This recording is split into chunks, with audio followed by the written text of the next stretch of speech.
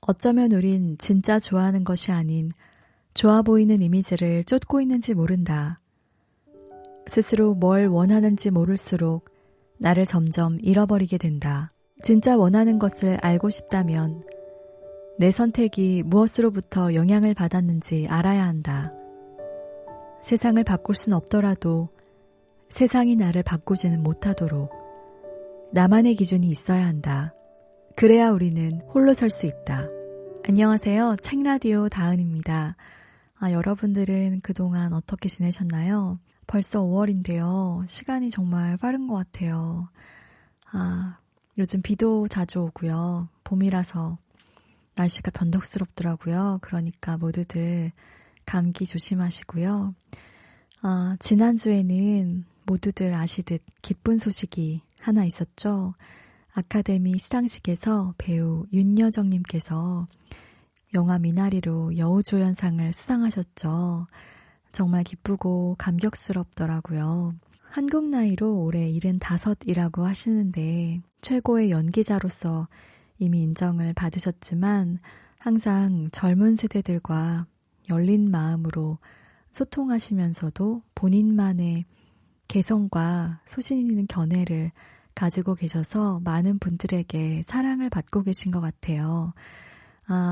멋진 어른들을 보면 나이 듦에 대해서 생각을 해봐요. 나는 어떤 모습으로 나이 들어가야 할까 하고요. 나이가 들수록 우리들은 직접적이고 또 간접적인 경험에서 비롯된 선입견들이 생겨나면서 사고가 굳어지기 쉽잖아요. 그러니까 항상 깨어있고 열린 자세로 삶을 바라보도록 노력을 해야 하는 것 같아요. 그런 의미에서 오늘 소개해드릴 책도 누군가를 흉내내지 않고 오롯한 자기 자신으로 살아가고 사유할 수 있도록 도움을 주는 책이 될 것 같습니다. 지난달 초에 발행된 따끈따끈한 신간인데요. 엄윤진 작가님의 좋아서 하는 사람, 좋아 보여서 하는 사람이라는 책입니다. 서점에 갔다가 레몬색의 상큼한 표지와 제목이 눈에 띄어서 구매하고 단숨에 빠져들어서 읽었던 책이에요. 엄윤진 작가님은 독일의 본대학에서 종교학 석사학위를 받으셨고 귀국 후에 인문학원인 생각공장을 운영하시면서 작가로 활동을 하고 계시다고 합니다. 책의 서문은 이렇게 시작해요. 목마른 사람에게 바닷물을 건네는 세상에서 살아가기 위해서. 작가님께서 책에서 이야기하듯이 진정으로 원하는 삶과 행복에 대해서 질문하고 있는 분들이라면 혼자가 아니라고 얘기해주는 책이 될 것 같아요. 꼭 찾아서 읽어보시기를 추천드리고요. 그럼 오늘도 저희 채널에 찾아와 주신 여러분 너무나 감사드리고요. 끝까지 편안하게 들어주시고 좋아요와 구독도 부탁드릴게요. 내가 원하는 선택과 사회가 원하는 선택. 이야기를 시작하기 전에 먼저 문화에 대한 정의를 내려보자. 정의하기 쉽지는 않지만 그래도 정의해보면 문화는 한 사회를 사는 사람들이 가진 여러 생각, 지식이나 정보, 가치, 신념 혹은 심지어는 편견까지 포함한다. 문화는 이러한 모든 추상적인 것들의 총합이다. 문화를 받아들이는 방식은 개인마다 다르기도 하고 비슷하기도 하다. 이를 공유하면서 서로의 생각을 인식하고 균형을 맞춰간다. 가령 정치제도인 민주주의나 공교육 제도에 대한 견해, 직업이나 연애에 대한 기준이나 규범, 사회 안전망에 대한 의견, 종교, 예술, 대중문화, 언론, 사법제도, 경제 이념인 신자유주의나 사회주의 같은 것들에 대해서는 비슷한 생각이나 판단을 가진 사람들이 많다. 연예인, 작가, 방송 프로그램, 스포츠, 취미활동이나 여러 취향에 대해서도 서로 비슷한 호불호를 가진 사람들이 많다. 우리 삶을 규정하는 여러 제도와 그 제도에 대한 견해와 혹은 서로 다른 판단도 문화의 한 부분이다. 문화를 먼저 정의해본 이유는 우리가 내리는 선택에 문화가 어떻게 영향을 미치는지 살펴보기 위해서다. 철학적으로 주인과 노예를 가르는 기준이 있다. 노예는 남이 정한 기준과 규칙을 본인이 원치 않아도 반드시 따라야만 한다. 반면에 주인은 삶을 사는 데 필요한 규칙이나 기준을 스스로 정한다. 자신이 해야 하는 일보다 하고 싶은 일을 하며 산다. 우리에겐 하루하루 살기 힘든 와중에 지켜야 할 사회적 관습과 도덕적 규범, 사람들의 시선과 기대, 그리고 반드시 지켜야 할 법 같은 것이 참 많다. 해야 하는 일과 해서는 안 되는 일들로 가득하다. 여러 관계에서 비롯된 의무도 상당하다. 결혼하면 배우자의 집안에서 요구하는 것들이 있고, 새로운 친구나 연인을 만나면 그들과의 관계 유지를 위해 해야 할 일도 적지 않으며, 남편이나 부인으로, 자식이나 부모로, 혹은 친구나 직장인으로 해야 할 것들이 너무 많다. 이 모든 것들이 내가 삶에서 진짜로 하고 싶은 것들을 후순위로 밀어낸다. 조금 멀리 살지만 말이 통하는 친구를 만나러 가는 것, 가족과 함께 주말을 보내거나 여행하는 것, 사회 문제를 개선하기 위해 뜻을 같이 하는 친구들과 연대하는 것, 학문적 성취를 위해 공부하는 것, 자아 실현을 위한 노력과 일상의 갖가지 스트레스에서 벗어나기 위해 필요한 시간 같은 매우 중요한 일을 할 여유를 앗아간다. 이런 것을 다하며 사는 사람은 운이 좋은 것이다. 이뿐인가? 내가 욕망하는 것이 사회의 도덕적 규범과 맞지 않을 때도 많다. 내 행복을 추구하는 일이 주변 사람들이 가진 여러 기준이나 규범과 충돌할 때 우리에겐 상당한 용기가 필요하다. 사람들의 시선과 사회적 기준 때문에 내가 하고 싶은 일보다는 원치 않은 일을 해야 할 때도 많다. 물론 가끔 주위의 시선과 규범에 아랑곳하지 않고 자신의 행복을 추구하는 사람들도 있다. 그렇지만 이들 역시 자신의 행복을 위해 사회적 평판은 일정 부분 포기해야 한다. 이처럼 돈과 시간의 부족뿐 아니라 자유를 구속해서 내가 행복해지는 것을 막는 것들은 주변에 널려 있다. 문제는 신체의 자유만 구속하는 것에서 그치지 않고 생각과 상상의 자유까지 통제한다는 점이다. 일부 일처제 사회에서 어떤 사람이 여러 사람을 동시에 사랑하는 마음이 생겼을 때 그 사람의 마음속에 어떤 생각부터 들까? 난 난잡하고 부도덕한 사람인가? 라고 물으며 자신을 탓할 가능성이 높다. 이성애가 절대다수인 사회에서 동성에게 연애 감정을 느낄 때 잘못된 존재가 된 듯한 혼란이 일어날 수도 있다. 맞고 틀리고를 떠나서 이렇듯 사회적 통념은 우리의 생각에 적지 않은 영향을 미친다.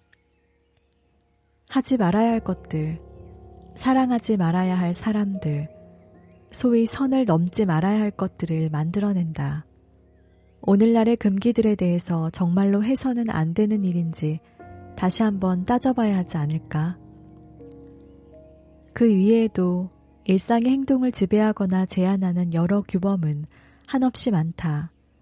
이따금 수없이 많은 규범의 실타래로 얽히설기 얽힌 미로에 갇힌 듯한 느낌이 들 때가 있다.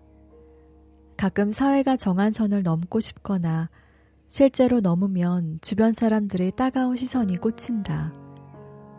이 보이지 않는 수많은 선이 이끄는 대로만 생각하고 행동하는 사람에게 착한 사람이라고, 법 없이도 살 사람이라고 말하기도 한다. 관점을 조금 바꿔서 생각해보자.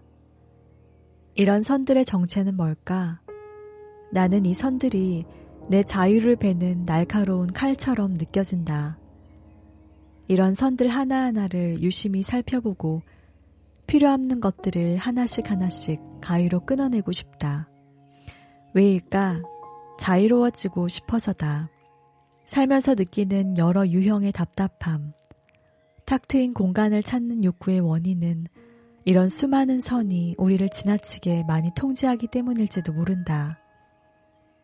내가 누릴 자유의 폭을 넓히기 위해 이 선에 대해 조금 더 자세히 살펴봐야 한다.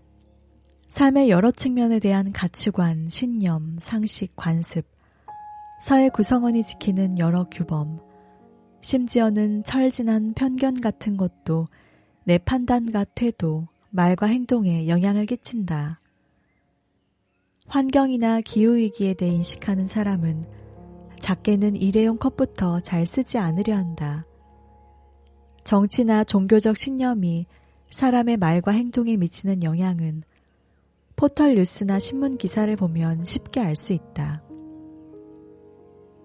태극기를 든 사람들을 보면 정치, 종교적인 신념의 힘이 얼마나 강력한지 쉽게 파악할 수 있다. 남자다움과 여자다움에 대한 전통적인 견해가 내가 무엇을 입고 어떻게 행동할지에 영향을 주고 내가 어떤 색을 좋아해야 하는지까지 영향을 미친다. 남자와 여자는 특정 상황에서 어떻게 반응해야 하는지, 성에 대해서는 어떤 태도와 입장을 가져야 하는지까지 정해준다. 더불어 주변 사람들이 나에게 갖는 기대들도 나의 생각, 태도, 말, 행동에 영향을 미친다. 이런 식으로 만들어진 시간이 흐름에 따라 단단해진 신념과 가치관은 사람의 모든 것을 지배한다. 사람들의 행동을 조종하는 것을 넘어 아예 한 사람을 완전히 휘어잡아 버린다. 더 큰 문제는 그 신념에 완전히 사로잡힌 사람들은 그 신념의 자신이 포로가 되었다는 사실을 인식하지 못하는 경우가 많다. 그렇게 되면 사람이 신념을 가진 게 아니라 신념이 사람을 사로잡아 조정하는 것과 같다. 그런 신념이나 철학, 그리고 그것에 바탕을 둔 가치에도 다 유효기간이 있다. 생물의 진화를 부정하는 사람들, 여성은 남성보다 열등하다거나 여성이 할 일은 따로 있다고 생각하는 사람들, 성소수자를 혐오하는 사람들, 자연은 아직도 인간을 위해서만 활용해야 한다고 생각하는 사람들처럼 철진한 편견에 사로잡힌 사람들이 있다. 이들은 모두 신념에도 유통기한이 있다는 사실을 모르는 것이다. 이들은 시대와 지역을 초월해 언제나 옳은 진리가 있고 그 진리가 자신들을 자유롭게 할 거라고 믿는다. 실상은 자유롭게 하는 것이 아니고 그 진리가 나온 시대와 전혀 다른 세상을 사는 자신들을 그 과거에 가두는 것이다. 안타깝게도 이들은 이 사실을 상상조차 하지 못한다. 신념이나 가치 혹은 철진한 편견에서 한 발짝 떨어져 그것들이 나와 내 주변 사람들의 자유를 제한하는지 따져봐야 한다. 그 결과 자신과 타인, 사회의 해악이라고 판단되면 과감하게 새로운 세상에 맞는 것들로 교체해야 한다. 그래야 나를 얽매는 것에서 조금 더 자유로워지고 과거 세대와는 다른 삶을 살 수 있다. 나를 부자연스럽게 하거나 불행하게 하는 추상적인 것들, 그게 신념이든 가치든 혹은 상식이든 편견이든 모든 철진한 것은 사람을 숨막히게 하기 마련이다. 이러한 것들이 우리의 사소한 행동까지 지배하고 보이지 않는 미로에 가둬버린다. 정해진 인생의 경로대로만 우리를 끌고 간다. 이 미로를 구성하고 있는 보이지 않는 선들을 항상 경계해야 하고 이 미세한 선들이 여전히 적절한지 계속해서 따져봐야 한다. 내가 가야 할 길을 규정하는 불필요하고 해로운 선들을 잘라낼 때 미처 가보지 못한 새로운 길을 걷게 되지 않을까? 이제 내가 어떤 신념이나 가치를 가진 게 아니라 그 신념과 가치가 나를 사로잡아 조정하지는 않는지 내 생각과 태도, 의식을 체크해보자. 난 여전히 한 번도 살아본 적 없는 삶을 갈망한다. 똑같은 교육을 받고 똑같은 가치에 바탕을 두고 살고 똑같은 기준으로 인생의 성공과 실패를 구별짓는 삶은 너무 지루하고 폭력적이라고 생각하기 때문이다. 사람들이 내 통장의 잔고로 내 인생의 성공 여부를 평가하는 것을 난 인정하지 않는다.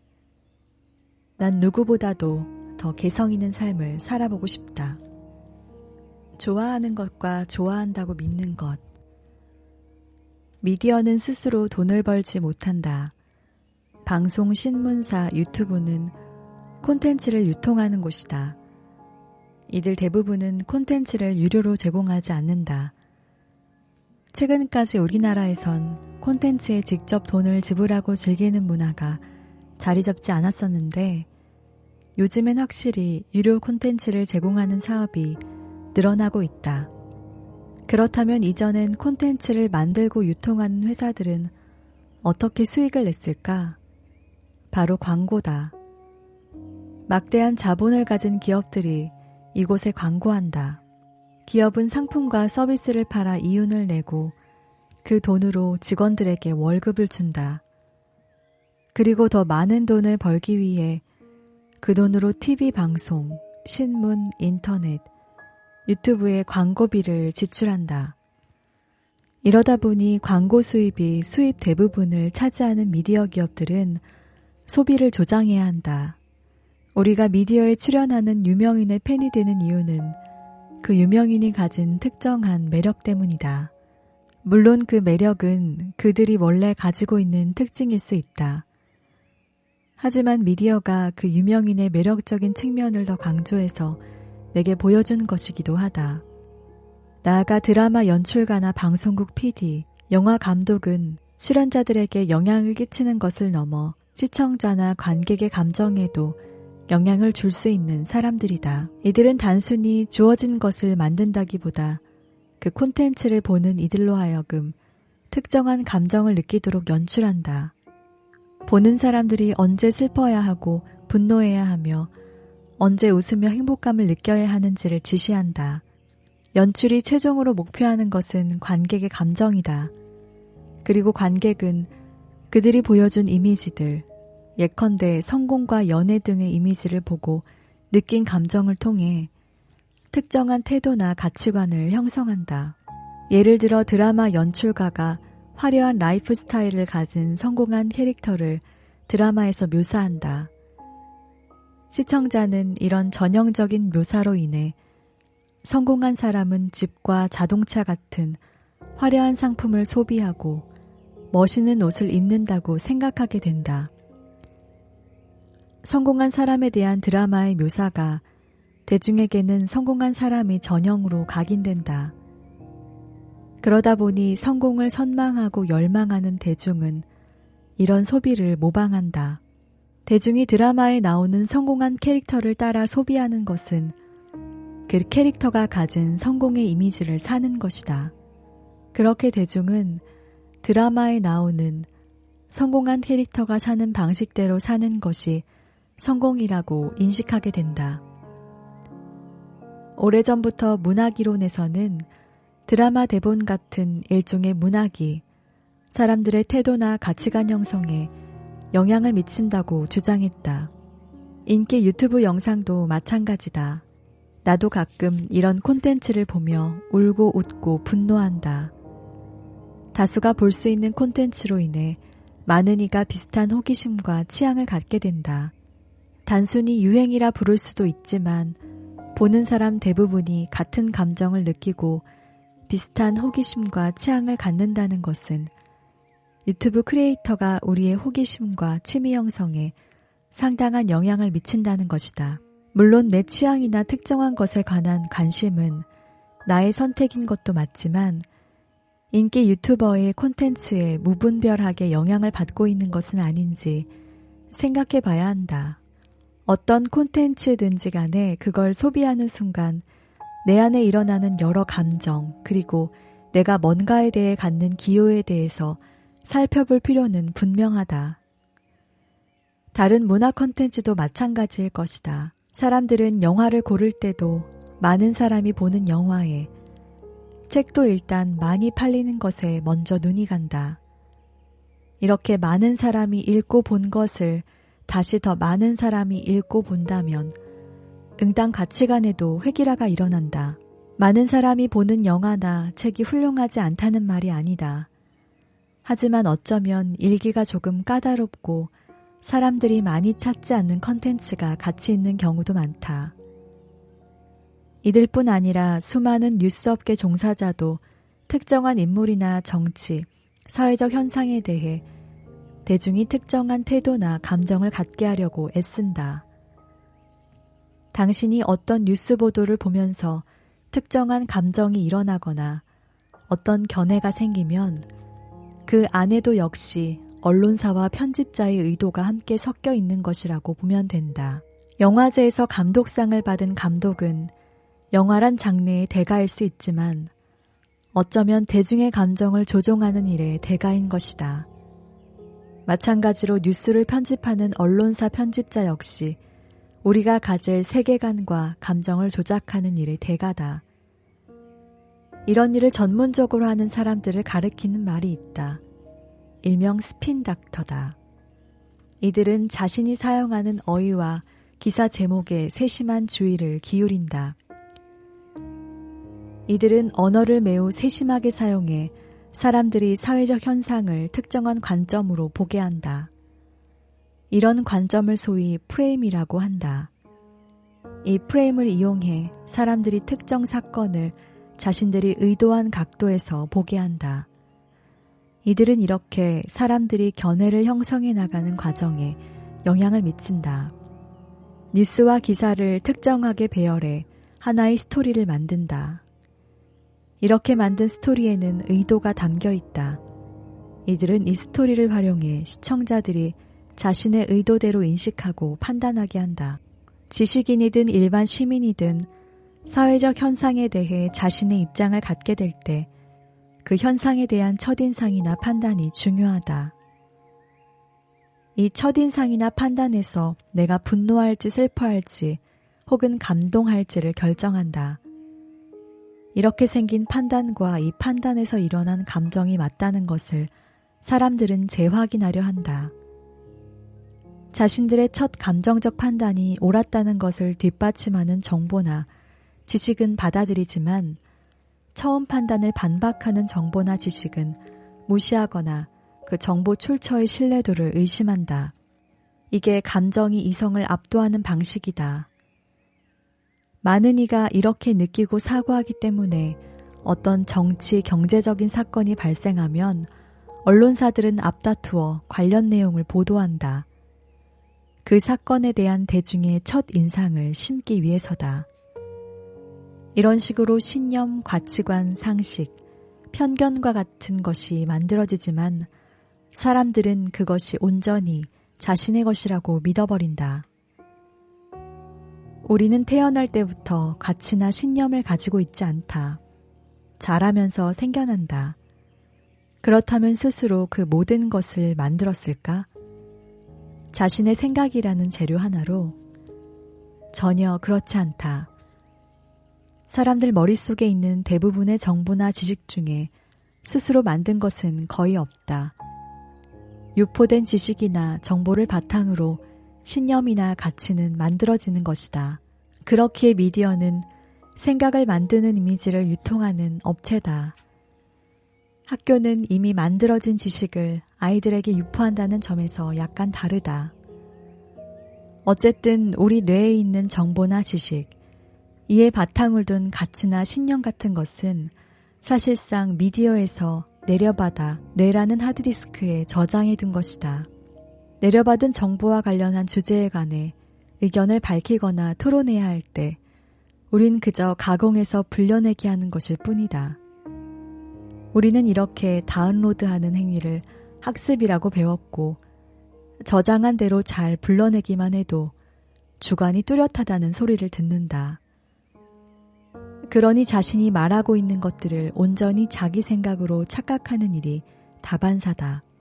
자신의 주관을 확신하는 사람은 자신이 미디어의 의도대로 포획됐다는 사실을 전혀 의심하지 않으며 의심하지 않음으로써 미디어의 포로가 된다. 그렇다고 아무런 외부 영향도 받지 않고 살아갈 수는 없다. 그래서 우리는 어디서 영향을 받을지에 대해 고민해야 한다. 돈과 권력의 영향에서 상대적으로 자유로운 미디어는 사실 개인이다. 역사적으로 권력의 눈치를 보지 않고 철학적인 메시지를 생산해낸 사상가들이 있다. 사상가가 창조하거나 가공한 메시지는 적어도 권력자나 자본의 관점에서 상대적으로 자유롭다. 이런 메시지들은 학교나 언론에서 만들어진 것보다 훨씬 더 깊이 있고 개인과 사회에 모두 긍정적인 영향을 줄 가능성이 크다. 위대한 사상가의 책은 어렵다는 이유로 대학의 추천도서 목록에만 이름을 올릴 뿐 많은 사람에게 읽히진 않는다. 하지만 몇백 년 혹은 몇천 년이 지난 뒤에도 고전으로 인정받는 책들은 깊이 있는 깨달음과 지혜를 담고 있는 경우가 많다. 금방 읽거나 시청에 소비하는 것들보다 더 깊이 생각할 문제를 던져준다. 사회의 아픈 곳을 진단하고 치료법을 제시한다. 이들은 사람들이 당연하게 여겨 지나치는 것 중에 개인이나 집단의 자유를 구속하는 것들을 찾아낸다. 개인과 공동체 모두를 자유롭게 하는 일에 헌신한 이들이기 때문이다. 그러니 주관이 뚜렷해지고 싶다면 조금 어려워도 이들에게서 아이디어를 얻는 것이 조금 더 현명하다. 단 사상가의 이야기에도 그 사상가의 동시대인이 가졌던 편견이 일부 섞여 있다. 원유를 추출해서 바로 자동차 연료를 쓰면 안 되는 것처럼 사상가의 생각도 비판적으로 걸러내는 과정은 필수다.